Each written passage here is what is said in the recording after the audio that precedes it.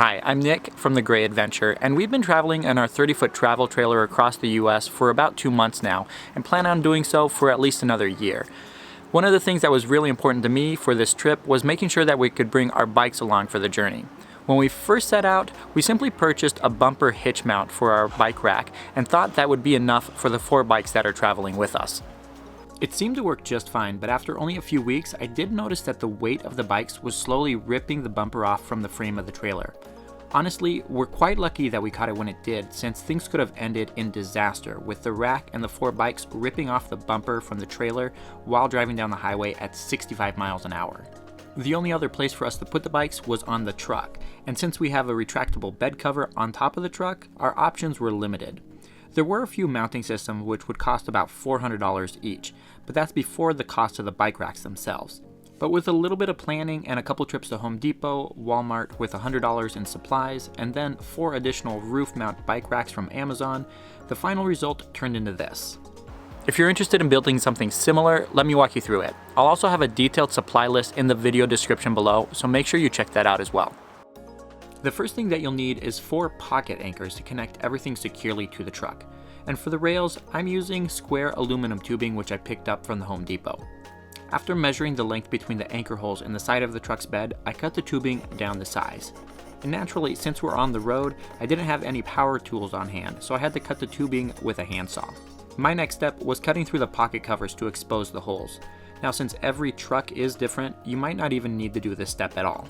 From there, I drilled a hole through the tubing for the 1/4-inch bolt that would connect it to the truck, added in a few rubber gaskets as spacers, and screwed in the first pocket anchor. The trickiest part of all of this was getting the pocket anchor actually to fit inside the hole. It would have been a little bit easier if my Nissan Titan didn't have a protective plastic covering over the side of the bed, but I eventually managed to get it in and tightened up. With the first side in and mounted, I proceeded to drill the hole on the other side of the pole.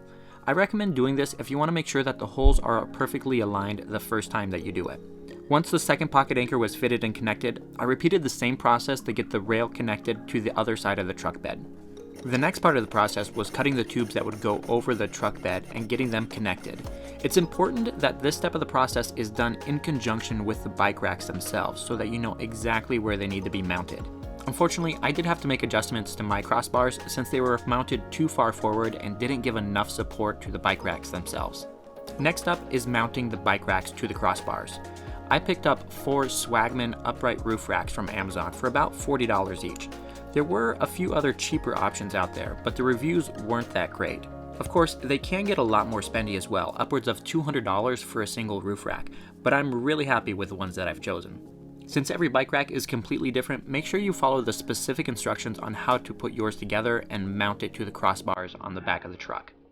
Getting these Swagman bike racks mounted is really easy. Just position the U-bolts in the right place and then tighten them with the included wing nuts.